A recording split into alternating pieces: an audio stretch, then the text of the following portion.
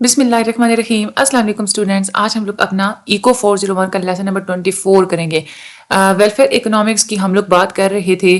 तो welfare economics में वो होता है कि आप इकोनॉमिकली कोई ऐसी एक्टिविटी जिससे सोसाइटी को ज़्यादा से ज़्यादा फ़ायदा पहुंचाया जाए, सोसाइटी की वेलफेयर का भी जो है वो काम किया जाए इकोनॉमिक एक्टिविटीज़ के थ्रू। तो ये सारा कुछ हमारा वेलफेयर इकोनॉमिक्स के अंदर आ जाता है। मजीद हम लोग वेलफेयर इकोनॉमिक्स का थोड़ा इंट्रोडक्शन हम लोग पिछले लेक्चर में पढ़ चुके हैं। आज हम लोग इस वेलफेयर इकोनॉमिक्स में मजीद थोड़ा जो है ना हम लोग बात करेंगे कि किस तरह से जो है ना इकोनॉमिक एक्टिविटीज ऐसी कैसी हो सकती हैं जिससे कॉस्ट भी कम हो और फायदा भी ज्यादा हो। ठीक है, तो ये सारी चीजें आज हम लोग इसमें पढ़ेंगे। सबसे पहले हम लोग पढ़ते हैं market for factors of production, यानी कि वो वाली मार्केट होती है ना, मंडियां, जहां से जो कंपनीज होती हैं वो फैक्टर्स ऑफ प्रोडक्शन लेती हैं। फैक्टर्स ऑफ प्रोडक्शन का मतलब वो होता है वो चीजें जो कि चीज को प्रोड्यूस करने में इस्तेमाल होती हैं। आप लोगों को अंदाजा तो खुद पहले से भी होगा कि इनकम का और जो एक्सपेंडिचर जो है ना, सर्कुलर फ्लो होता है हमेशा इनकम का और एक्सपेंडिचर का। यानी कि आप कमाते हैं और फिर आप लोग जो है ना वो खर्च करते हैं। इस सारे के अंदर जो है ना, ये यूं समझिए कि हमारी सोसाइटी के अंदर इनकम एक्सपेंडिचर ये दो चीजें बिल्कुल एक सर्कुलर फ्लो में घूमती ही रहती हैं। कैसे घूमती रहती हैं? देखें, जो कंपनीज होती है ना, उनको क्या चाहिए होता है?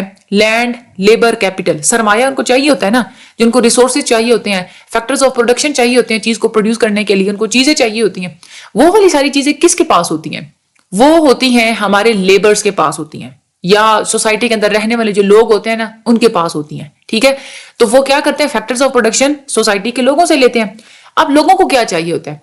लोगों को चाहिए होता है फाइनल प्रोडक्ट। वो चीजें जो फर्म्स और जो कंपनीज बनाती है ना, वो किसको चाहिए होती है? सोसाइटी के लोगों को चाहिए होती हैं। तो ये सर्कुलर फ्लो होता है। जो सोसाइटी होती है, जो लोग होते हैं, वो फैक्टर्स ऑफ प्रोडक्शन फर्म को देते हैं, फर्म उनको पैसा देती है, और फिर दूसरी तरफ फर्म क्या करती है कि वो चीज बना के वो सोसाइटी को देती है और सोसाइटी उनको फिर दोबारा से पे करती है।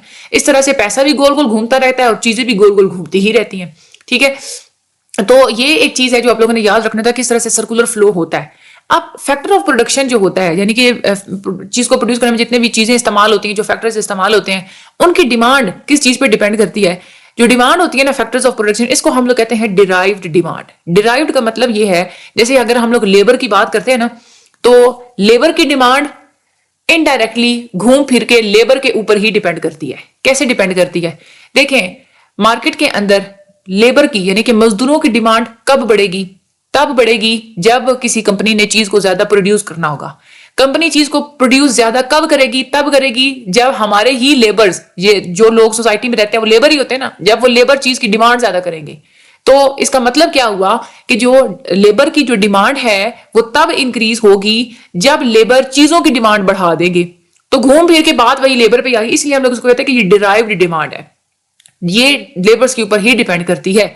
ठीक है, अगर लेबर ये चाहती है, अगर लोग ये चाहते हैं ना कि अनएम्प्लॉयमेंट कम हो, इससे हम लोग ये अंदाजा लगा सकते हैं कि अगर लोग ये चाहते हैं कि अनएम्प्लॉयमेंट कम हो तो वो चीजों की कंजम्पशन बढ़ाएं। चीजों की जब वो कंजम्पशन बढ़ाएंगे तो कंपनीज ये देखेगी कि हमें चीज को ज्यादा प्रोड्यूस करना पड़ेगा क्योंकि डिमांड ज्यादा है। तो डिमांड जब ऑटोमेटिकली जब ज्यादा होगी, उन्होंने चीज को ज्यादा प्रोड्यूस करना है तो उनको ज्यादा लेबर चाहिए, तो इस तरह से वो ज्यादा से ज्यादा लेबर को एम्प्लॉय करेंगे ज्यादा प्रोड्यूस करने के लिए। तो इस तरह से फैक्टर ऑफ प्रोडक्शन की डिमांड जो है ना वो कम ज्यादा होती है। आगे एक और कंसेप्ट यहाँ पे दिया हुआ, लेयर। लेयर का क्या मतलब होता है? फुर्सत। ठीक है, यानी कि वो वक्त जो आप काम में या कोई भी चीज कमाने के अलावा जो आप वैसे फ्री टाइम गुजारते हैं उसको हम लोग लेयर कहते हैं। ये हम लोग ऐसे भी कह सकते हैं कि हमारे जो मजदूर होते हैं, जो लेबरर्स होते हैं ना, वो इस टाइम को रिलैक्सेशन के लिए यूज करते हैं। हर वो एक्टिविटी जो काम या सोने के अलावा आप लोग करते हैं, सोने वाली जो है ना वो लेयर में नहीं आएगा। ठीक है ना, जब आप ना ही सो रहे हों ना ही आप काम कर रहे हों, बल्कि वैसे ही आप लोग रिलैक्सेशन के लिए अपना कोई टाइम वैसे स्पेंड कर रहे हो, दैट इज अ लेयर। ठीक है, तो हमें ये पता है कि जो लेबर्स होती है ना उनको लेयर तो चाहिए, तो वो रिलैक्सेशन के लिए यूज करते हैं। लेकिन बाज़ दफा ऐसी होती है कि लेबर्स जो होते हैं ना, जब हमेशा गुर्बत में ऐसा ही होता है, जब लोगों की इनकम कम होती है वो क्या करते हैं कि वो अपने जो फुर्सत के जो औकात होते हैं ना, इसको ये कुर्बान कर देते हैं, सेक्रीफाइस कर देते हैं। कहते हैं हम लोग एक्स्ट्रा टाइम लगा के ना थोड़ा और कमा लेते हैं। ठीक है, तो वो क्या करते हैं? एक्स्ट्रा वर्क करते हैं। तो जब वो एक्स्ट्रा वर्क करते हैं ना, अब हालांकि ये तो बात बिल्कुल ठीक है कि जितना ज्यादा वो काम करेंगे उतने ज्यादा पैसे आएंगे। ठीक है, लेकिन काम की मार्जिनल डिसयूटिलिटी होती है। ज्यादा काम करने का फिर नुकसान शुरू हो जाता है, उतना फायदा नहीं होता जितना कि होना चाहिए एक्स्ट्रा टाइम लगाने का। कैसे होता है ये? इस चीज को हम लोग यहाँ पे जरा देखते हैं। देखें, जैसे कि लेबर अपने जो सप्लाई के जो आवर्स है ना उनको अगर बढ़ा दे, ठीक है, फॉर एग्जाम्पल अगर एक इंसान है पहले 8 घंटे काम करता था, अब वो 10 घंटे काम करता है, तो जाहिर सी बात है उसकी मजदूरी भी बढ़ जाएगी, वेज रेट जो है ना वो उसका बढ़ जाएगा। ठीक है, अब हम लोग कह सकते हैं कि मजदूरों के जो वो काम करने के जो आवर्स होते हैं ना, उसका और वेज रेट का आपस में पॉजिटिव रिलेशनशिप है। ठीक है, पॉजिटिव ये ना कि जितने ज्यादा घंटे काम करेंगे उतनी ज्यादा जो है ना उनकी मजदूरी बनेगी, तो पॉजिटिव रिलेशनशिप है। लेबर सप्लाई की अगर इस तरह से देखा जाए ना, तो जो सप्लाई कर्व होती है ना लेबर की, वो पॉजिटिवली स्लोप्ड होती है। ठीक है, पॉजिटिवली स्लोप कैसे होती है कि जितने ज्यादा घंटे बढ़ाते जाएंगे उतने ही ज्यादा उनका वेज रेट बढ़ता चला जाएगा। तो इसीलिए हम लोग कह सकते हैं कि जो सप्लाई कर्व होती है ना वो लेबर की, वो पॉजिटिव स्लोप होती है। लेकिन ये वाली जो कर्व होती है ना, ये नेगेटिव स्लोप होना शुरू हो जाती है। कैसे होती है, क्यों होती है? क्योंकि वर्किंग आवर, जो एडिशनल वर्किंग आवर होते हैं ना, जो एडिशनल काम कर रहा होता है, उसके अंदर डिसयूटिलिटी होती है। आप लोग खुद देखें, काम का लोड ज्यादा होगा। ठीक है, काम का जब लोड ज्यादा होता है तो उससे कितने ज्यादा नुकसान होते हैं। उससे एक तो यह है कि फैमिली के लिए टाइम नहीं बचता, सेहत पे भी बुरा असर पड़ता है, इंसान थकावट फील करता है। तो इस तरह से ये बहुत सारे ऐसे फैक्टर्स होते हैं जिसकी वजह से वर्किंग आवर्स की मार्जिनल डिसयूटिलिटी होती है। अब मार्जिनल डिसयूटिलिटी ऑफ वर्क इसको हम लोग कहते हैं। इसका मतलब ये होता है कि लेबरर जब भी जो है ना, अगर एक एडिशनल यूनिट टाइम का अगर एक एडिशनल यूनिट लगाते हैं तो उसकी वजह से जो उस पर नेगेटिव इंपैक्ट पड़ता है उसको हम लोग बोलते हैं मार्जिनल डिसयूटिलिटी ऑफ वर्क। ठीक है, मार्जिनल डिसयूटिलिटी ऑफ वर्क की इसकी जो कर्व होती है ना, आप लोगों को इससे अंदाजा हो जाता है कि लेबर की सप्लाई कर्व क्या होती है।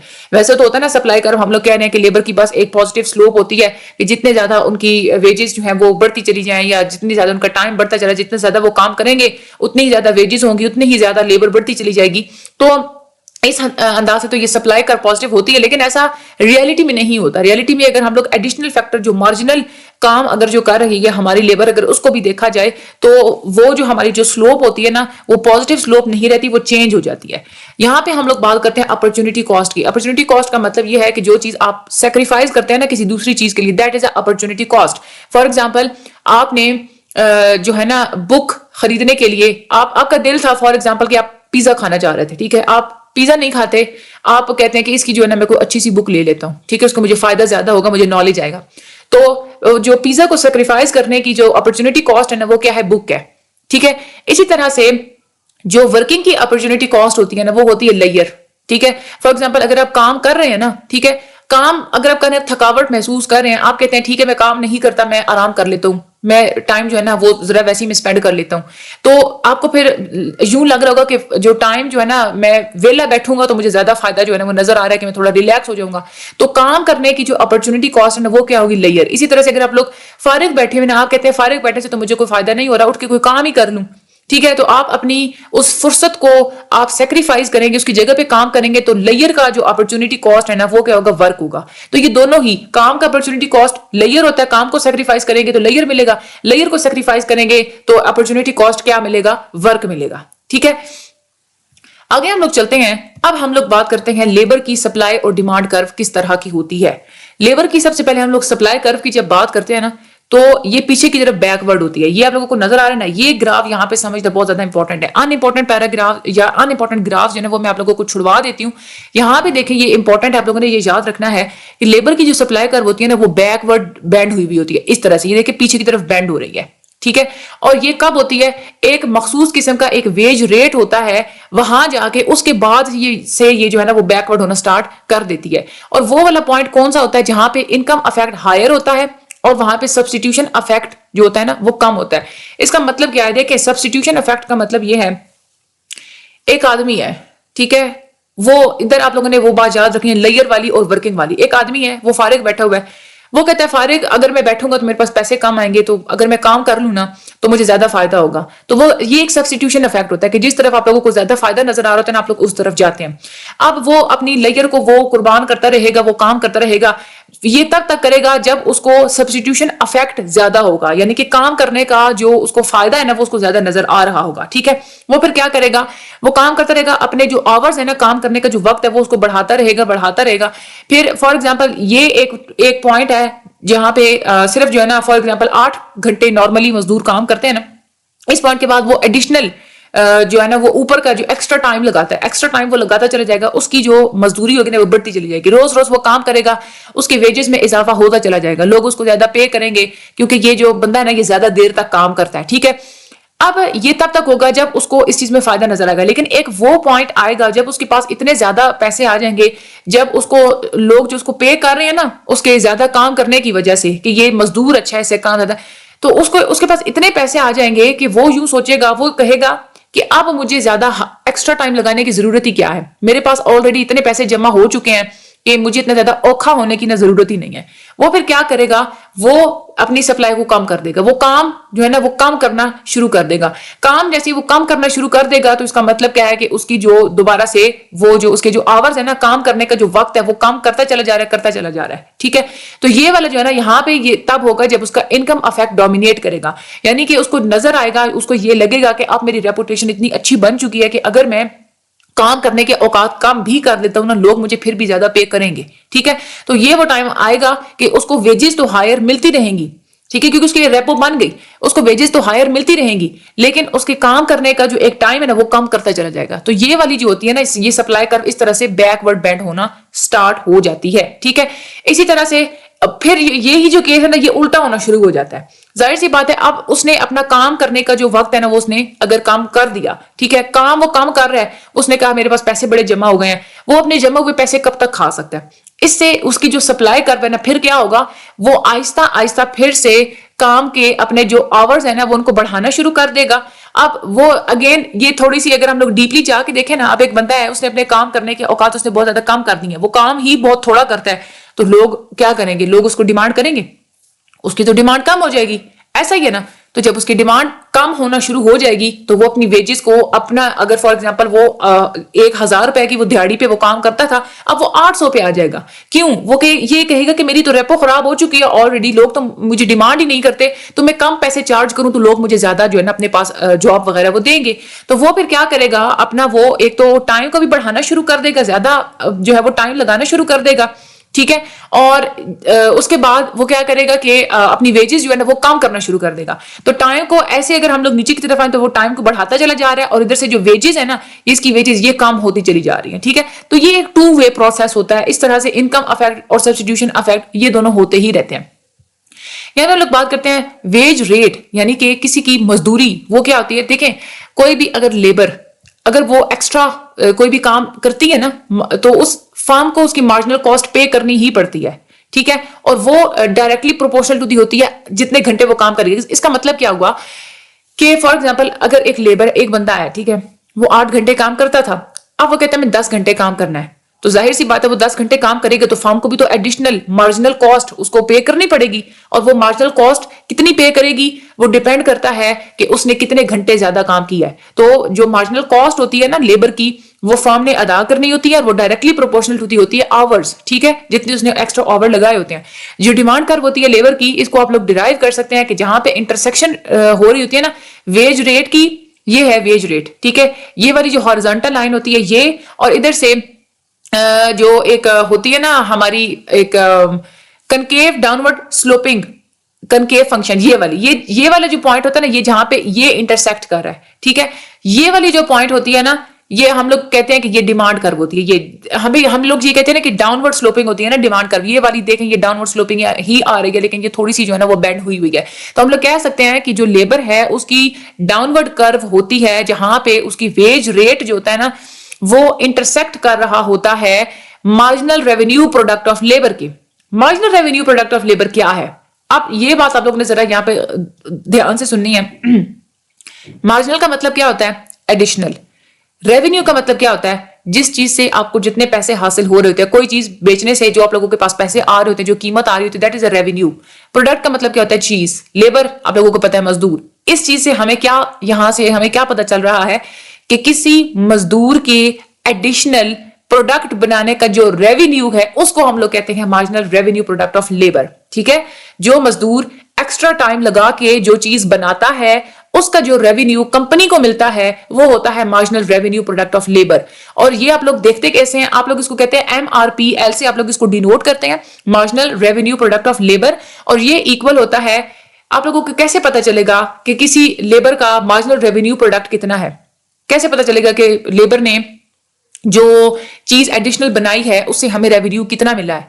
ये इसके लिए फॉर्मूला होता है, इसमें marginal physical product of labour, यानी कि लेबर ने फिजिकली जो चीज एडिशनल बनाई, एमपीपीएल क्या होता है, marginal physical product of labour, यानी कि लेबर ने, मजदूर ने मार्जिनल मार्जिनल का मतलब होता है ना एडिशनल जो प्रोडक्ट बनाया उसको आप लोग मल्टीप्लाई कर देंगे मार्जिनल रेवेन्यू के साथ, यानी कि उस चीज का जो आप लोगों के पास एडिशनल रेवेन्यू आ रहा है ना, उन दो चीजों को आप लोग मल्टीप्लाई करेंगे, यानी कि जो मार्जिनल चीज बनी, लेबर ने बनाई वो, और उस चीज का जो रेवेन्यू है उसको आप लोग मल्टीप्लाई करेंगे तो आप लोगों के पास marginal revenue product of labour आ जाएगा। ये बहुत ज्यादा इजी है। इसी फार्मूला, यही इसी लफ्ज के अंदर से ही आप लोगों को पता चल जाएगा कि कौन सी दो चीजें इस फार्मूला के अंदर आनी है। मार्जिनल रेवेन्यू आना है और साथ में marginal physical product of labour आना है। ठीक है, इन दोनों को मल्टीप्लाई करेंगे तो आप लोगों के पास marginal revenue product of labour आ जाएगा। यहाँ पे एल का मतलब है लेबर और जो सब्सक्रिप्ट आई है ना, आई का मतलब होता है वो चीज जो कि लेबर जो है ना वो प्रोड्यूस करता है। ठीक है, यानी कि जो चीज लेबर ने प्रोड्यूस किया उसका रेवेन्यू, और उसने जो है ना वो कितनी चीजें प्रोड्यूस की हैं मार्जिनल एडिशनल, वो उनको आप लोग मल्टीप्लाई करते हैं तो marginal revenue product of labour आ जाता है। ठीक है, ये बहुत ज्यादा इजी और ये बहुत ज्यादा इंपॉर्टेंट आप लोगों का फार्मूला है, तभी मैंने यहाँ पे इतना ज्यादा टाइम लगाया है। जहां पे अच्छे से ज्यादा अच्छे से जो मैं चीज समझाती हूँ ना, समझ जाया करें वो चीज ज्यादा इंपॉर्टेंट है। तो ये ग्राफ आप लोगों को वो बनाने के लिए तो कभी वो ग्राफ नहीं कहते, लेकिन आप लोगों को पता होना चाहिए कि एक जो है ना वो वेजेस कब बढ़ती कब जाएंगी, जहां पे सब्स्टिट्यूशन इफेक्ट डोमिनेट करेगा, और वो अपने आवर्स को कम कब करेगा, जब इनकम इफेक्ट उसका डोमिनेट कर जाएगा, उसके पास इनकम ज्यादा हो जाएगी। ये बात इतनी सी आप लोगों ने याद रखनी है। ये याद रखना है कि लेबर की जो सप्लाई और डिमांड कर्व होती है ये बैकवर्ड होती है, और ये फार्मूला जो है ना ये बहुत ज्यादा इंपॉर्टेंट है। ये मैंने आप लोगों को समझा भी दिया है। अगेन थोड़ी सी वीडियो को बैक करके ये जो मैंने जहां पे ये फार्मूला समझाया इसको दोबारा से सुने, आप लोगों को इतना अच्छा ये माइंड में बैठेगा ना, पूरी जिंदगी नहीं भूलेगा। आगे हम लोग बात करते हैं value of marginal product of labour, यानी कि लेबर ने जो मार्जिनल प्रोडक्ट बनाया है उसकी वैल्यू की बात करते हैं। वैल्यू का मतलब क्या होता है, किसी चीज की वैल्यू हम कह सकते हैं, उस चीज की जो कीमत होती है, ठीक है, कह सकते हैं ना, वो उसकी वैल्यू होती है। वैल्यू जो होता है ना, इसको आप लोग रिप्रेजेंट करते हैं the value of marginal product of labour equal to MPPL multiply by PI. किसी चीज की जो मार्जिनल प्रोडक्ट लेबर ने बनाया है उसकी वैल्यू कितनी होगी, ये डिपेंड करता है कि जो लेबर है उसने मार्जिनल फिजिकल प्रोडक्ट जो बनाया होगा वो, और मल्टीप्लाई आप लोग उसको कर देंगे प्राइस के साथ। ठीक है, उस चीज जितनी चीज जो बनी, ठीक है, marginal physical product of labour ने जो एडिशनल चीजें बनाई उनको आप लोग जितनी भी बनाई, 10 बनाई चीजें, 20 मार्जिनल यानी कि एडिशनल चीजें बनाई, उनको आप लोग मल्टीप्लाई कर देंगे प्राइस के साथ, तो आप लोगों को पता चल जाएगा कि लेबर की मार्जिनल प्रोडक्ट की वैल्यू क्या है। ये तो बहुत ही आसान सी चीज है। ठीक है, ये फार्मूला भी आप लोगों का बहुत इंपॉर्टेंट है। ठीक है, ये आप लोगों ने बात याद रखनी है। अब यहाँ पे इन्होंने ये थोड़ा सा आप लोग यहाँ पे समझ लें, आप लोगों के एमसीक्यूज के हिसाब से वो ये चीज पूछ लेते हैं। अच्छा, जो मार्जिनल फिजिकल प्रोडक्ट ऑफ जो वैल्यू होती है ना मार्जिनल फिजिकल प्रोडक्ट की, परफेक्ट कंपटीशन में मार्जिनल फिजिकल प्रोडक्ट की जो वैल्यू होती है ना वो इक्वल टू होती है marginal revenue of physical product. ठीक है ना, ये आप लोगों ने याद रखनी है। Marginal revenue of physical product हम लोग ऊपर पढ़ चुके हैं कि किसी भी लेबर ने एडिशनल जितनी चीजें बनाई है, ठीक है, उसकी वजह से जो एडिशनल पैसे फर्म की तरफ आ रहे हैं ना वही उसकी वैल्यू होंगे। ठीक है, ये कब होता है, परफेक्ट कंपटीशन में होता है, क्योंकि वहां पे जो परफेक्ट कंपटीशन में क्या होता है कि प्राइस एमसी के इक्वल होती है। ठीक है, यानी कि जितनी मार्जिनल कॉस्ट आपकी आती है ना, फॉर एग्जांपल पहले आप लोगों की जो है ना कॉस्ट वो 10 रुपए थी, अब चीज को अगर आप लोगों ने बढ़ा दिया, मार्जिनल कॉस्ट अगर आप लोगों की 20 रुपए आ रही है ना, तो आप लोग प्राइस को जस्ट डबल ही कर सकते हैं, उससे ज्यादा नहीं बढ़ा सकते।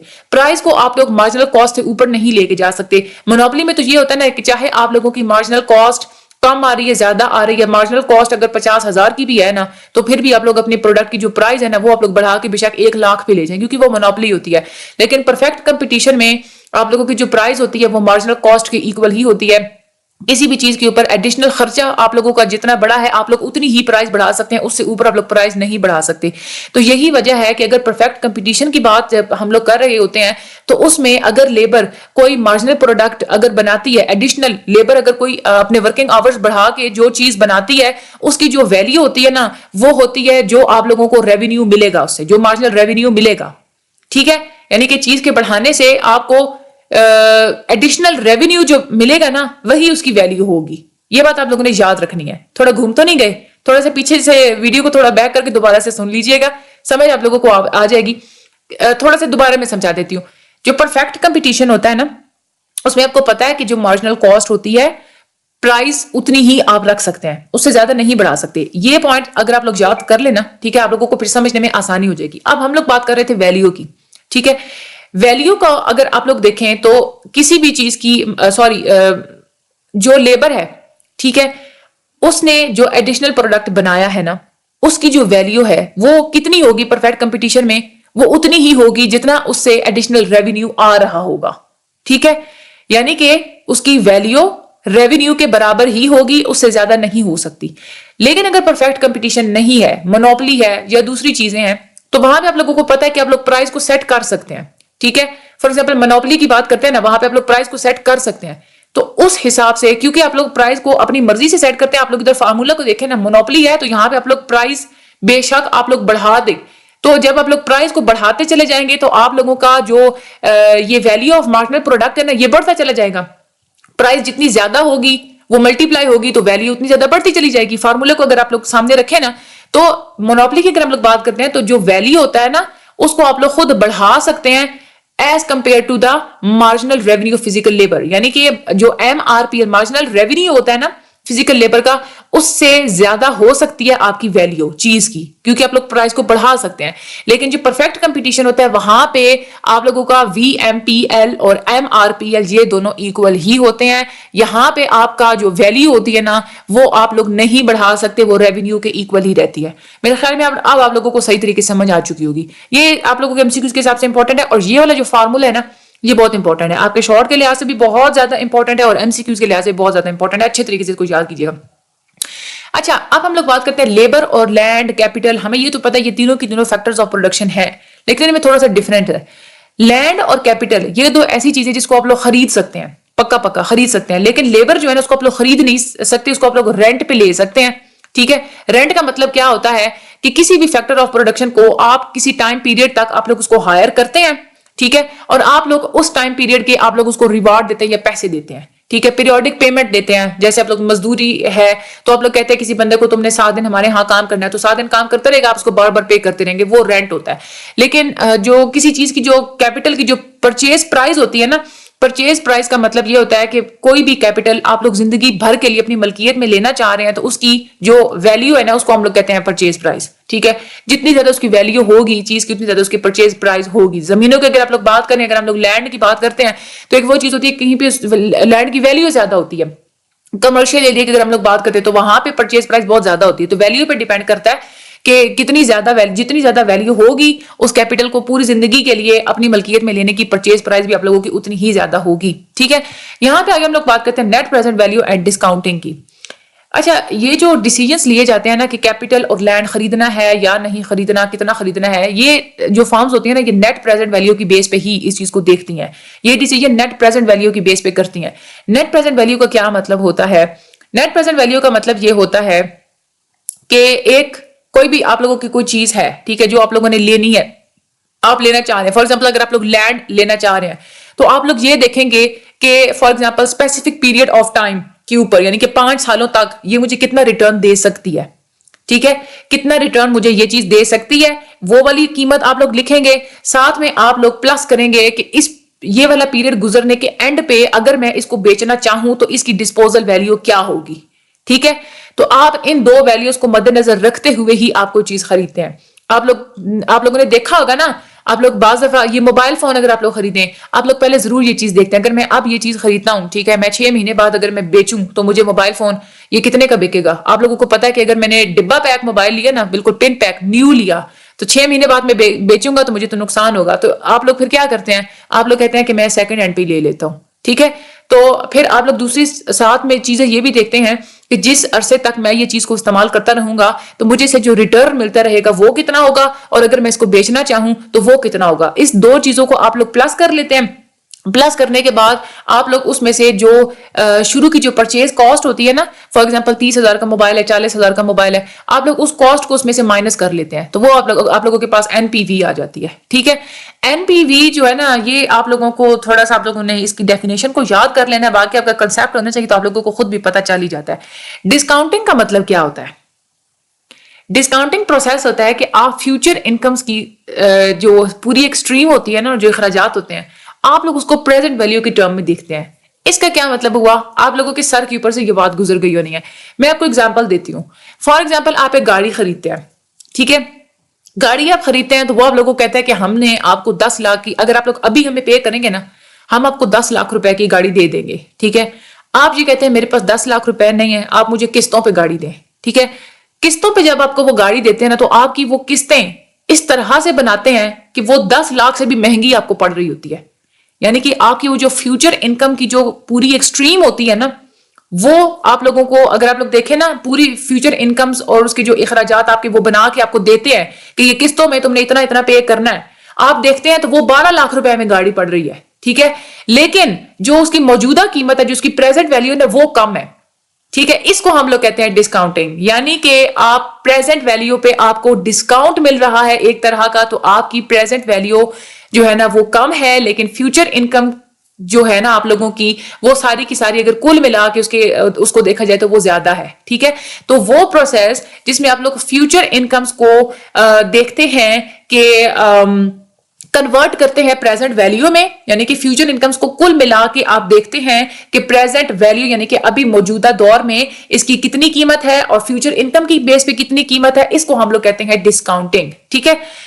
ये हम लोग कह सकते हैं कि प्रेजेंट वैल्यू पे आप लोगों को डिस्काउंट मिल रहा होता है, लेकिन फ्यूचर इनकम पे आप लोगों को डिस्काउंट नहीं मिल रहा होता, तो आप लोग फ्यूचर इनकम्स के बजाय प्रेजेंट वैल्यू पे चीज खरीदते हैं क्योंकि वो आप लोगों को डिस्काउंट पे मिल रही होती है। तो डिस्काउंट रेट क्या होता है? डिस्काउंट रेट वो रेट होता है जहां पे जिस पे आपका जो फ्यूचर इनकम को डिस्काउंट किया जा रहा होता है। फॉर एग्जाम्पल, मैंने आप लोगों को एग्जाम्पल दिया ना कि 10 लाख की अगर गाड़ी थी, तो फ्यूचर इनकम्स की बेस पे अगर आप लोग लेते हैं, यानी कि किस्तों पे लेते हैं, तो आप लोगों को वो गाड़ी 12 लाख की अगर पड़ रही है, ठीक है, तो आप लोग ये देखेंगे कि 10 लाख की वो थी, 12 लाख के ऊपर ये जो पड़ रहा है, ये वाला रेट, ये कितने % है, ठीक है। तो आप लोग फिर ये देखेंगे कि उसका जो 12 लाख में से अगर 10 लाख का जो है ना वो रेट कितना बन रहा है, कितनी परसेंटेज कितनी बन रही है, तो वो आपका डिस्काउंटेड रेट होगा फ्यूचर इनकम्स की बेसिस पे। यानी कि अभी मौजूदा वक्त पे जो आप लोगों को डिस्काउंट बन रहा होता है ना, आप लोगों को डिस्काउंट नजर आ रहा होता है कि अगर मैं अभी मौजूदा वक्त में अगर मैं चीज लूं तो मुझे ये डिस्काउंट मिल रहा है, तो वो जो डिस्काउंट होता है ना, उसकी परसेंटेज को निकालना, उसको डिस्काउंट रेट कहते हैं, ठीक है। शायद आप लोगों को थोड़ा सा इसमें कंफ्यूजन होगी, लेकिन सिर्फ आप लोगों ने यहाँ पे कंसेप्ट रखना है। इसमें मैं आपको इंपॉर्टेंट बात बताऊं, इसमें क्या है, आता क्या है आप लोगों के पेपर में। एक तो ये है कि आप लोगों का जो है ना वो MCQs आ जाता है इसमें से, ठीक है। ये नेट प्रेजेंट वैल्यू का और डिस्काउंट रेट का। डिस्काउंट रेट क्या होता है? वो rate at which future income are discounted. Simple सी डेफिनेशन है, ये याद कर लेनी है। अच्छा, ये आप लोगों का एक आ जाता है। और दूसरा जो इंपॉर्टेंट है ना आप लोगों का MCQs के हिसाब से भी और शॉर्ट क्वेश्चन के हिसाब से भी, वो ये चीज है। ये मैं आप लोगों को इधर समझाती हूँ। ये आपका न्यूमेरिकल की तरह का जो है ना बहुत ज्यादा ये इजी है, इसको छोड़िएगा मत। अच्छा, rate of discount, for example उन्होंने एग्जांपल दिया कि जो डिस्काउंट रेट है आपको 10% दिया जाता है। फार्मूला जो है ना वो डिस्काउंटिंग का वो है present value is equal to summation, यानी कि sum of XI divided by 1 plus RI। PV हमारे पास क्या है? Present value. आप लोग इस तरह से फाइंड करते हैं चीज की। XI का मतलब ये होता है कि मुख्तलिफ सालों के ऊपर जो आपने इन्वेस्ट किया हुआ है ना, उसकी आगे कितने सालों के ऊपर, जितने भी सालों के ऊपर आपकी जो अर्निंग आती रहेगी ना, वो होती है XI, ठीक है। जो अर्निंग आपको आती रहेगी इन्वेस्टमेंट की वजह से मुख्तलिफ हर साल आती रहेगी ना, दैट इज XI। R क्या होता है? Rate of discount. और ये जो समेशन है ये सम होता है, यानी कि आपकी जितनी भी अर्निंग्स वगैरह बन रही होती है ना मुख्तलिफ सालों की, उसको आप लोग आपस में ऐड कर देते हैं। अब यहाँ पे उन्होंने एक एग्जाम्पल दिया कि प्रेजेंट वैल्यू जो है ना मशीन की, वो आपने फाइंड आउट करनी है, ठीक है। PV आप लोगों ने फाइंड आउट करना है। वो हमें ये कह रहे हैं कि 1000 रुपए जो है ना वो जनरेट करती है, ठीक है। 4 साल तक आपको हर साल 1000 रुपया वो कमा के देगी, ठीक है। और फिर जो है ना आप लोग उसको बेच देते हैं। 4 साल के बाद आप लोग उसको 1000 रुपए का बेच भी देते हैं, ठीक है। तो आप लोग फिर ये बताएं उसकी प्रेजेंट वैल्यू क्या होगी। यहाँ पे हमने ये प्रेजेंट वैल्यू का फार्मूला लगा कि इसको हम लोगों ने फाइंड आउट कर लेना है, ठीक है।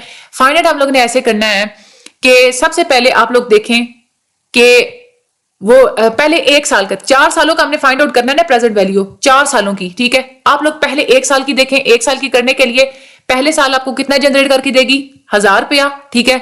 डिवाइड आपने किससे करना है? 1 plus R raise to the power I। 1 plus discount rate कितना है? 10%। 10% को अगर आप लोग वैसे जनरल अगर इसको परसेंटेज को आप लोग कन्वर्ट करें तो 0.1% बनता है ना। तो 1 प्लस 0.1, आपके पास कितना आएगा 1 प्लस 0.1 इज इक्वल टू 1.1, यानी कि डिनोमिनेटर में आपने 1.1 रखना है। ये देखें पहले साल की कितनी इनकम आई, उसने कितना जनरेट किया, अर्निंग कितनी आई 1000, ठीक है, डिवाइड कर दिया 1.1 और रेज टू द पावर आई का मतलब होता है कि किस साल की आप फाइंड कर रहे हैं, पहले साल की फाइंड आउट कर रहे हैं ना, तो raise to the power 1 plus फिर दूसरे साल के ऊपर आ जाए, दूसरे साल भी उसने कितनी 4 सालों तक वो हजार ही जनरेट करती रही है। अब दूसरे साल की उसने कितनी की 1000, ठीक है, डिवाइड करेंगे आप लोग 1.1 के साथ, रेज टू द पावर 2 करेंगे, 2 क्यों, क्योंकि दूसरे साल की बात कर रहे हैं। इसी तरह से तीसरे साल की बात करेंगे तो 1000 divided by 1.1 raise to the power 3, ठीक है, प्लस चौथे साल पे आए, उन्होंने कहा 4 साल के ऊपर उसने जनरेट किया, चौथे साल आपने बेच भी दी, आपने चौथे साल 1000 रुपया उसने जनरेट किया और आपने उसके बाद उसको 1000 रुपए का बेच दिया, तो टोटल अर्निंग चौथे साल कितनी आई आप लोगों के पास 2000 आई। 1000 उसने जनरेट किया मशीन ने और आपने 1000 रुपए की मशीन बेच भी दी, तो टोटल आपने चौथे साल कितना कमाया 2000, तो 2000 divided by 1.1 raise to the power 4। इसको आप लोग सारे का सारा आप लोग जब सॉल्व करेंगे तो आपके पास आंसर आता है ₹3852, ठीक है। तो ये इसका मतलब क्या है, ये है प्रेजेंट वैल्यू, उस मशीन की प्रेजेंट वैल्यू क्या है 3852, ठीक है। अब आप लोग ये देखेंगे अगर मशीन की जो कॉस्ट है, ठीक है, अगर वो कम है उसके खरीदने से, अगर आप ये देख रहे हैं ना कि अगर आप लोगों ने फॉर एग्जांपल आप वो मशीन, आप लोगों को ये बताया जा रहा था कि वो जो मशीन है ना ये हम लोगों ने 4000 रुपए की देनी है, ठीक है, 4000 रुपए की हमने देनी है। हम लोग यही बात कर रहे हैं ना कि नेट प्रेजेंट वैल्यू की बेस पे आप लोग कैसे फाइंड आउट कैसे करते हैं कि हमने ये चीज खरीदनी है या नहीं खरीदनी है। अब फॉर एग्जाम्पल वो आपको कहते हैं कि हमने, आप दुकान पे गए, ठीक है, उन्होंने कहा कि हमने ये 4000 रुपए की आपको मशीन बेचनी है, आपने खड़े खड़े अंदाजा लगाया कि मैं ये मशीन लेता हूं, ठीक है, 4 साल तक अगर मैं इसको चलाऊं तो हर साल अगर ये मुझे 1000 रुपया बना कमा के दे और चौथे साल में इसको अगर 1000 रुपए की बेच दूं तो फिर मेरे पास टोटल जो पैसे हैं ना वो मेरे आते हैं 3852। इसका मतलब क्या है कि प्रेजेंट वैल्यू तो इसकी कम है, लेकिन जो परचेजिंग कॉस्ट आपको दुकानदार कितना कह रहा है 4000, ठीक है, तो आपके पास नेट प्रेजेंट वैल्यू कितनी आएगी, ये प्रेजेंट वैल्यू 3852 माइनस 4000 करेंगे तो आपके पास माइनस में आएगा ना रकम, यानी कि कॉस्ट, यानी कि चीज को जो खरीदने की जो कीमत है ना वो ज्यादा है, लेकिन आपने पूरी वहां पे हिसाब लगाया कैलकुलेशन के मुझे से कितना फायदा होगा, मैं इतनी की बेचूंगा, वो कीमत कम है, तो आप लोग क्या करेंगे मशीन को नहीं खरीदेंगे, ठीक है। लेकिन अगर आपने खड़े खड़े आप गए दुकानदार के पास, आपने कहा मशीन कितने की, वो कहते हैं आप लोगों को कि 3000 रुपए की मशीन है, 3000 रुपए की मशीन का आप लोगों ने वहीं खड़े खड़े अंदाजा लगाया कि 4 साल तक मुझे हजार कमा के देती है, आप लोगों ने ये सारी कैलकुलेशन की, आप ये कहते हैं कि 4 साल के बाद मुझे ये मशीन जो है ना इसकी कीमत होगी 3852 रुपए, ठीक है, 3852। फिर आप लोग क्या कहेंगे, आप ये देखेंगे कि अभी जो मशीन है ना ये 3000 की है, लेकिन ये बनेगी 3852 की, तो आप क्या करेंगे उस मशीन को खरीद लेंगे, ठीक है। ये बात आप लोगों ने माइंड में रखनी होती है कि इस तरह से आप लोग डिसीजन लेते हैं कि हमने कोई कैपिटल मशीन या लैंड हमने लेनी है या नहीं लेनी। This is overall a very important, बहुत ही ज्यादा आप लोगों का इंपॉर्टेंट है ये वाला, इसको समझना। आगे हम लोग बात करते हैं economics of information product. Information product का ये क्या मतलब होता है, हर वो चीज जो आपको इंफॉर्मेशन प्रोवाइड करती है ना उसको हम लोग इंफॉर्मेशन प्रोडक्ट कहते हैं। जैसे इंटरनेट की बात करें, that is a information product. आप लोग इंटरनेट पे कोई चीज पढ़ते हैं, ठीक है, वो क्या होती है, वो इंफॉर्मेशन प्रोडक्ट होती है। इकोनॉमिक्स ऑफ इंफॉर्मेशन प्रोडक्ट का मतलब ये होता है कि आप लोग स्टडी करते हैं कि ये जो इंफॉर्मेशन प्रोडक्ट्स हैं इनको कैसे अप्लाई कैसे इनको प्रोड्यूस करना है, कैसे डिस्ट्रीब्यूट करना है और कैसे ये कंज्यूम होंगी, इस सारी की सारी स्टडी को हम लोग इकोनॉमिक्स ऑफ इंफॉर्मेशन प्रोडक्ट कहते हैं। इंफॉर्मेशन इकोनॉमिक्स भी इसको कहते हैं, या इकोनॉमिक्स ऑफ इंफॉर्मेशन, ये वो ब्रांच होती है माइक्रो इकोनॉमिक थ्योरी की जो कि स्टडी करती है कि किस तरह से इंफॉर्मेशन आपकी इकोनॉमी को और इकोनॉमिक डिसीजंस को अफेक्ट करती है, ठीक है। यानी कि ये वाली जो डेफिनेशन ये बहुत ज्यादा इंपॉर्टेंट है। इकोनॉमिक्स ऑफ इंफॉर्मेशन वो ब्रांच होती है माइक्रो इकोनॉमिक थ्योरी की जो कि स्टडी करती है कि किस तरह से इंफॉर्मेशन आपकी इकोनॉमी को और इकोनॉमिक डिसीजंस को अफेक्ट करती है। अब यहाँ पे हम लोग बात करते हैं marginal cost of distributing information की, ठीक है, यानी कि इंफॉर्मेशन को डिस्ट्रीब्यूट करने की मार्जिनल कॉस्ट कितनी आएगी। अच्छा, अगर हम लोग वैसे फॉर एग्जाम्पल बात करते हैं ना, अगर आप लोगों का बिजनेस है कोई और, ठीक है, इंफॉर्मेशन प्रोडक्ट वाला बिजनेस नहीं है, कोई और बिजनेस है, फॉर एग्जाम्पल अगर आप लोगों का गाड़ियों का बिजनेस है, बल्कि ये बिजनेस कोई थोड़ा ज्यादा बड़ा हो गया, आई थिंक थोड़ा सा इसको छोटा कर लेते हैं। चलिए, आप लोगों का माल्टों का कारोबार है, ठीक है, सर्दियां है ना, वैसे भी आप लोगों का बिजनेस है, आप लोग जो है ना वो माल्टे सप्लाई करते हैं, फैक्ट्री है आप लोगों की माल्टों की, ठीक है। अच्छा, आप फॉर एग्जाम्पल आप पहले 5 शहरों में अपने माल्टे सप्लाई करते हैं, ऑरेंजेस आप सप्लाई करते हैं, तो आपको जो कॉस्ट है ना, फॉर एग्जांपल 50,000 आती है, आप कहते हैं कि मैंने अब 10 शहरों में सप्लाई करना है, तो जाहिर सी बात है आप अपनी डिस्ट्रीब्यूशन को बढ़ाएंगे तो उसका मार्जिनल कॉस्ट भी बढ़ जाएगी, खर्चा ज्यादा बढ़ जाएगा ना, आपको ज्यादा गाड़ियों को किराया देना पड़ेगा, खर्चा देना पड़ेगा, वो सारी चीजें, वो सारी कॉस्ट जो है ना वो ज्यादा आप लोगों की बढ़ जाएगी। लेकिन जो इंफॉर्मेशन प्रोडक्ट्स होते हैं ना, इसकी अगर आप लोग डिस्ट्रीब्यूशन बढ़ा भी दें तो इसकी मार्जिनल कॉस्ट बिल्कुल जीरो ही रहती है, ठीक है ना। इसका मतलब क्या होता है, देखें इंफॉर्मेशन प्रोडक्ट में अगर हम लोग इंटरनेट की बात करते हैं, इंटरनेट ने बहुत ज्यादा इंफॉर्मेशन को डिस्ट्रीब्यूट करने की जो मार्जिनल कॉस्ट है ना, उसको इसने बहुत ज्यादा रिड्यूस कर दिया है। जब आप लोग कोई भी, फॉर एग्जांपल अगर आप लोग अखबार की बात करते हैं, अखबार को आप घर घर जाके डिस्ट्रीब्यूट करते हैं, पहले 5 घरों में डिस्ट्रीब्यूट करते हैं, गाड़ी पे, मोटरसाइकिल पे फॉर एग्जाम्पल आप उसको डिस्ट्रीब्यूट करते हैं, अब आपने उसको 10 घरों में डिस्ट्रीब्यूट करना है तो वो भी इंफॉर्मेशन प्रोडक्ट है, उससे भी आप लोगों को इंफॉर्मेशन ही मिलता है। लेकिन वो जो अखबार है ना, उसकी मार्जिनल कॉस्ट होगी, ज्यादा आप लोग डिस्ट्रीब्यूट करेंगे ना, उसकी मार्जिनल कॉस्ट होगी। लेकिन इस चीज को इंटरनेट ने बिल्कुल जीरो कर दिया है। एक दफा अखबार या कोई भी चीज आप वेब के ऊपर लॉन्च कर देते हैं ना, तो उसको चाहे वो पहले फॉर एग्जांपल 5 कस्टमर्स तक पहुंच रही है, तो आपका एक दफा अपलोडिंग पे जो खर्चा आया, जो बनाने पे खर्चा आया वही रहेगा, चाहे आप उसको 1 लाख कस्टमर्स पढ़े, 10 लाख कस्टमर्स पढ़े या 1 करोड़ कस्टमर्स पढ़े, चाहे जितने भी ज्यादा कस्टमर्स तक वो चीज डिस्ट्रीब्यूट होती रहेगी, आपकी कोई एडिशनल कॉस्ट नहीं आएगी। इंफॉर्मेशन का जो प्रोड्यूसर है उसको दोबारा से चीज की ज्यादा डिस्ट्रीब्यूट होने की वजह से ज्यादा जो है ना उसको पे नहीं करना पड़ेगा। फॉर एग्जाम्पल आप, मैंने ये जो लेक्चर अपलोड किया, फॉर एग्जाम्पल अभी इस वक्त 300 स्टूडेंट मेरे लेक्चर सुनते हैं, मेरा खर्चा वो आया जो कि मैंने इसको जो गला फाड़ा, मैंने इसको लेक्चर को रिकॉर्ड करने में, और जो मेरा पैकेज वगैरह लगा या वो सारी चीजें, जो मेरा खर्चा आया एक दफा अपलोडिंग पे, ठीक है, वो एक कॉस्ट है मेरी, ठीक है। अब ये लेक्चर 10 साल के बाद अगर 10,000 व्यूवर्स भी देखते हैं ना, फिर भी मेरा कोई एडिशनल खर्चा नहीं आने वाला, मेरा एक दफा जो खर्चा हो गया वो वही रहेगा। इसलिए हम लोग कहते हैं कि इसकी जो मार्जिनल कॉस्ट होती है ना इंफॉर्मेशन को डिस्ट्रीब्यूट करने की, इंटरनेट ने इसको बिल्कुल जीरो कर दिया है। उसके बाद ये जो इंफॉर्मेशन को बाय और सेल करना, ये सेम वैसा नहीं होता जैसे आप लोग दूसरी चीजों को बाय या सेल करते हैं। सबसे पहले क्यों ऐसा क्यों नहीं होता, सबसे पहली बात तो ये कि जो इंफॉर्मेशन होती है ना, ये नॉन रिवेलरस होती है। इसका मतलब ये होता है कि जब कोई एक इंसान इंफॉर्मेशन को कंज्यूम करता है ना, तो दूसरों के लिए इस इंफॉर्मेशन की क्वांटिटी कम नहीं हो जाती, दूसरे भी बिल्कुल उसको वैसा ही कंज्यूम कर सकते हैं। लेकिन ये चीज आप लोग नॉर्मल गुड्स पे अप्लाई नहीं कर सकते। जैसे खाने की चीज है ना, अगर एक बंदा कंज्यूम अगर उसको करेगा तो वो दूसरों के लिए जाहिर सी बात है कि वो चीज कम बचेगी, ठीक है। तो ये एक कैरेक्टरिस्टिक होता है इंफॉर्मेशन मार्केट में, ये चीज आप लोगों को देखने को मिलती है कि जो इंफॉर्मेशन होती है ना उसकी बिल्कुल जीरो मार्जिनल कॉस्ट होती है। इसका मतलब ये भी हम लोग जो है ना वो कह सकते हैं कि एक चीज बनाने के ऊपर, फॉर एग्जांपल आप लोगों ने जो है ना एक असाइनमेंट बनाई, ठीक है, आप लोगों ने किसी से असाइनमेंट बनवा ली, ठीक है। आप किसी से असाइनमेंट अगर बनवाते हैं ना, एक आपने उसको फॉर एग्जांपल 500 रुपया दिया, आप लोगों की कॉस्ट आई, अब वो बंदा आपको असाइनमेंट बना के देता है, अब आप लोगों के पास पहली कॉपी आ गई, आप उसकी चाहे हजारों लाखों कॉपीज बनाएं, आप लोगों की वो कॉस्ट दोबारा नहीं आने वाली, क्योंकि आप लोगों ने सिर्फ कॉपी पेस्ट ही करना है, आप लोगों का वो एडिशनल दोबारा से जो है ना वो खर्चा नहीं आना, ठीक है। तो इस तरह से आप एक दफा चीज को बनवा के उसकी मुख्तलिफ कॉपीज बनवा के इजीली आप लोग सेल कर सकते हैं। तो क्योंकि आप लोगों की जो सेलिंग होती है ना वो बढ़ती चली जा रही होती है, लेकिन अपनी कॉस्ट एक ही जगह पे खड़ी होती है, तो हम लोग कह सकते हैं कि जो एवरेज कॉस्ट होती है ना वो भी आपकी वक्त के साथ साथ कम होना शुरू हो जाती है।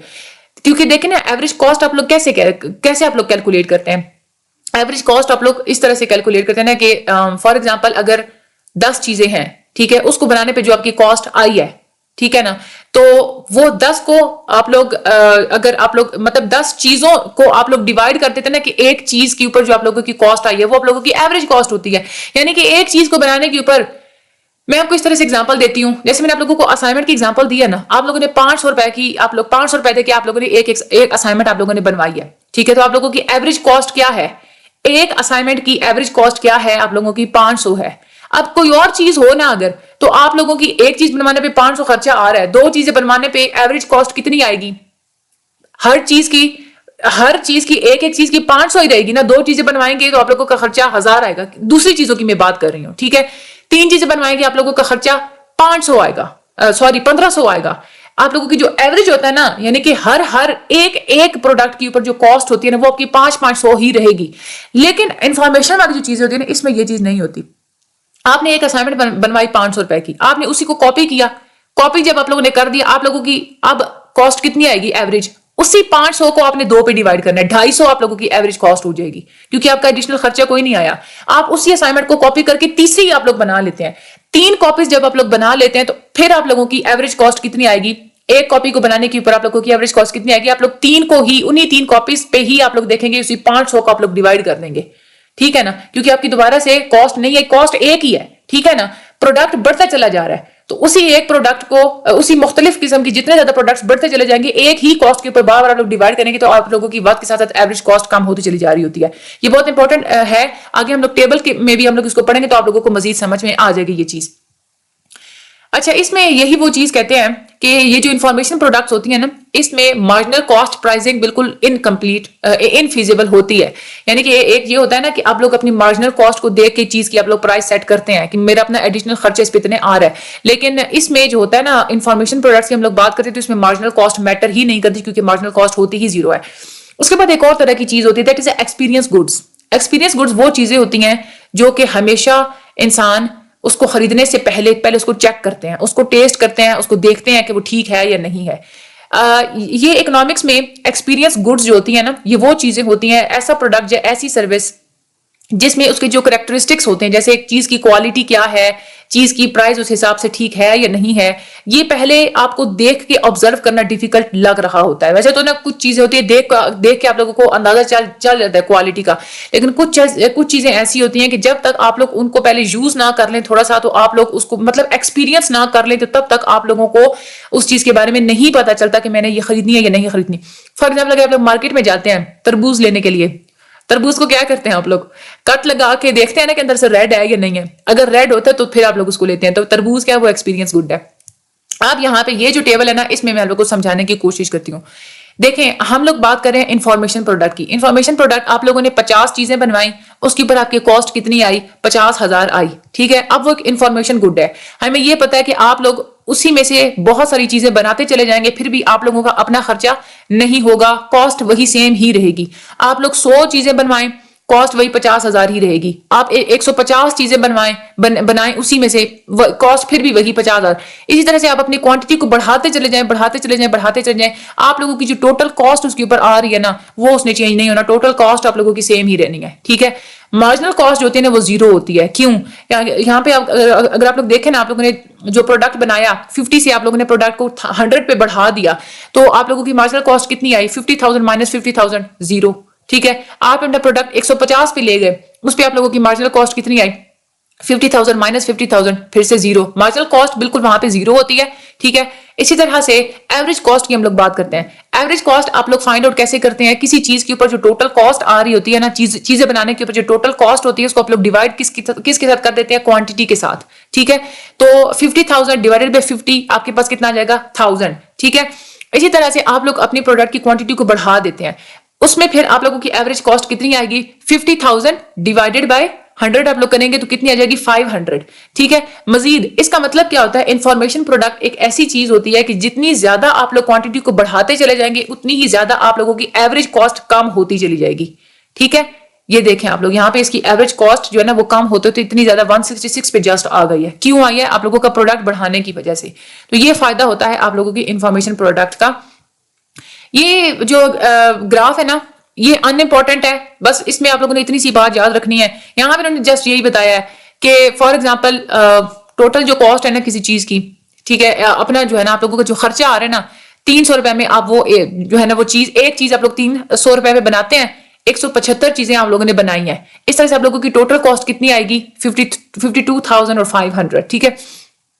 टोटल रेवेन्यू की जब बात आई, आपने क्या किया कि एक जो चीज है ना उसकी अपनी प्राइस रख दी 250, ठीक है, और टोटल आपने चीजें कितनी बनाई 175, तो उसमें आप लोगों का जो टोटल रेवेन्यू है ना वो कितना आया 43,750, ठीक है। क्यों आया ऐसे, क्योंकि चीज के ऊपर एक चीज को बनाने का खर्चा 300 था और एक चीज की आपने प्राइस कितनी रख दी 250, 50 रुपए का आपने लॉस करवा लिया। 50 का ही आप लोगों ने लॉस कराया, 300 माइनस 250, 50 का आपने लॉस करवाया। एक चीज के ऊपर आपका 50 रुपए का लॉस आ रहा है, तो 175 चीजें हैं, तो टोटल लॉस आप लोगों का कितना हो जाएगा 8750। ये कैलकुलेशंस तो आप लोगों को वैसे भी पता होनी ही चाहिए, ठीक है। अब वो ये कह रहे हैं कि ये है एवरेज कॉस्ट, ये एक फर्म जो है ना उसकी जो है ना वो एवरेज कॉस्ट जो है ना वो चीजों की वो इतनी है, ठीक है। अब जो 300 जो है ना वो उसकी कॉस्ट आ रही है, लेकिन उसका जो रेवेन्यू है वो कितने 250 है। तो ये 300 वाली जो कर्व है ना, ये वाली ऊपर है 300 और ये 250 वाली जो है ना ये नीचे है, ठीक है। ये वाला जो डिस्टेंस है ना, ये क्या है, लॉस है, ठीक है ना। ये वाला इसको इतना ज्यादा जो है ना वो लॉस हो रहा है। अब अगर देखा जाए ना तो लॉस को कंपनसेट करने के लिए आप लोग क्या करते हैं, पहले आप लोग ये देखते हैं कि फॉर एग्जांपल एक चीज को बनाने के ऊपर जो कॉस्ट आ रही है ना, आप लोग ये चाह रहे हैं कि कॉस्ट सेम वही रहे और मुझे फायदा भी हो जाए। मैंने कॉस्ट को सेम ही रखना है, मैंने इसके ऊपर मजीद खर्चा नहीं करना, बस मुझे ये जो चीज है ना ये लॉस से मैं निकल आऊं, ठीक है, मेरा जो है ना इसमें फायदा होना शुरू हो जाए। आप लोग क्या करेंगे, आप लोग इंफॉर्मेशन यूज करेंगे, आप लोग इंटरनेट पे वो चीज डालेंगे। इससे क्या होगा कि आपकी सेल्स बढ़ जाएंगी। एक दफा आपकी जो कॉस्ट आ गई वो आ गई, लेकिन उस चीज की डिमांड खुद ब खुद बढ़ती चली जाएगी, क्योंकि वो चीज आप लोगों की इंटरनेट पे है। तो आप लोगों की ये जो कर्व है ना, ये आप लोगों की शिफ्ट करेगी, आप लोगों की 175 से शिफ्ट करके ऊपर जो है ना वो अपवर्ड जो है ना वो मूव कर जाएगी आप लोगों की। ये जो है ना, ये यहाँ पे उन्होंने सिर्फ इतनी सी बात बताई है कि रेवेन्यू जो है ना आप लोग यहाँ पे एडवर्टाइजिंग के थ्रू उसको आप लोग बढ़ा सकते हैं, ठीक है। ये ग्राफ आप लोगों ने नहीं करना, ये वाला इंपॉर्टेंट बिल्कुल भी नहीं है। बस आप लोगों ने ये बात याद रखनी कि इन्फॉर्मेशन प्रोडक्ट्स जो होते हैं ना उसमें मार्जिनल कॉस्ट जीरो होती है, और ये सारा आप लोगों को अच्छे तरीके से इसका कंसेप्ट जो है ना वो पता होना चाहिए। बाकी और कुछ भी नहीं है। ये वाला बहुत ज्यादा इंपॉर्टेंट है आप लोगों का न्यूमेरिकल लॉन्ग क्वेश्चन के हिसाब से भी। तो आप लोग दोबारा से जो है ना, जहाँ पे मैंने ये समझाया था ना, वो वीडियो दोबारा से लगा के आप लोग देख लीजिएगा, तो आप लोगों को अच्छे तरीके से समझ आ जाएगी। बाकी यहाँ पे परेशान होने की जरूरत नहीं है। इसमें आप लोगों को खुद भी पता चल गया होगा, जब हम लोगों ने ये नीचे कैलकुलेशन की है ना, आप लोगों को पता चल गया होना है कि वो क्या, ये वाला जो है ना वो क्या लिखा हुआ है। इस कैलकुलेशन में हम लोगों ने क्या देखा है, यही चीज देखी है ना कि पूरे 4 सालों के ऊपर एक तो वो जनरेट कितना कर रहा है, आपको रिटर्न कितना दे रहा है, टोटल रिटर्न, ठीक है। और उसमें फिर आप लोग साथ में प्लस करते जा रहे होते हैं कि प्लस आपने किया कि एंड ऑफ द पीरियड इसकी जो है ना वो वैल्यू क्या होगी। ये एंड ऑफ द पीरियड हमने 1000 ऐड किया था ना इसमें, ये देखें एंड ऑफ द पीरियड, ठीक है। तो यही चीज ये ऊपर जो है ना वो डेफिनेशन में लिखी हुई है कि नेट प्रेजेंट वैल्यू किसी भी एसेट की जो है ना वो एक वो वैल्यू होती है कि जिसमें आप लोग प्लस करते हैं अपने एसेट के नेट रिटर्न्स को और उसकी जो डिस्पोजल वैल्यू होती है एंड ऑफ द पीरियड उसको, ठीक है। ये आप लोग करते हैं। और बाकी ये डिस्काउंटिंग और डिस्काउंट रेट ये आप लोगों के एमसीक्यूज में आ सकता है। बाकी ये वाला फार्मूला आप लोगों ने अच्छे तरीके से याद करना है। मैंने आप लोगों को ये भी अच्छे तरीके से समझाया था। ये वाला ग्राफ आप लोगों का इंपॉर्टेंट है। इसमें आप लोगों को वो ये नहीं कहते कि ड्रॉ करके दिखाएं, लेकिन आप लोग उसको एक्सप्लेन आप लोगों ने करना होता है। Marginal disutility of work, this is very important for your short question, ठीक है। और जो सर्कुलर फ्लो किस तरह से होता है मार्केट के अंदर, ये आप लोगों को पता होना चाहिए। ओवरऑल हमारा आज का लेक्चर ये वाला इंटरेस्टिंग ही था। मुझे अपनी दुआ में याद रखिएगा, चैनल को सब्सक्राइब करना मत भूलिएगा। मजीद लेक्चर्स के लिए, दूसरे सब्जेक्ट के लेक्चर्स के लिए चैनल का होम पेज जरूर विजिट करें। वहां पे प्लेलिस्ट का ऑप्शन है, वहां पे आप लोग जाएं, वहां पे प्लेलिस्ट आप लोग देख सकते हैं। मुझे अपनी दुआ में याद रखिएगा। Thank you so much and Allah Hafiz.